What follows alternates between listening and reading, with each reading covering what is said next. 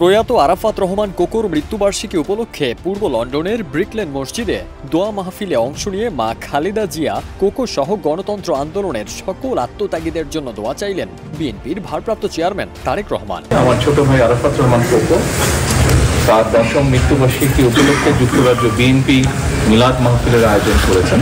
উপলক্ষে তার জন্য, তার আত্মার জন্য দোয়া করার জন্য।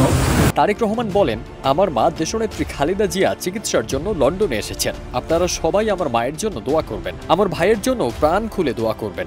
সকলের কাছে আমি অনুরোধ করব যে আমার মা দেশনেত্রী খালেদা জিয়া চিকিৎসার জন্য এসেছেন, তার সুস্থতার জন্য দয়া করে আপনারা দোয়া করবেন। তিনি আরো বলেন, গত 5 আগস্টের পর বাংলাদেশের রাজনৈতিক পট পরিবর্তন হয়েছে এবং ভবিষ্যতে আরও পরিবর্তন হতে পারে। সাধারণ মানুষের প্রত্যাশা বাড়ছে, সেই প্রত্যাশা পূরণে নেতাকর্মীদের কাজ করার আহ্বান জানান তিনি। 1971 সালের মুক্তিযুদ্ধে শহীদ মুক্তিযোদ্ধাদের স্মরণ করে তারেক রহমান বলেন, আমাদের দেশ 1971 সালে মুক্তিযোদ্ধারা যুদ্ধ করে স্বাধীন করেছেন। তাদের আত্মত্যাগ ভুলে না গিয়ে দোয়ায় তাদেরকেও স্মরণ করি।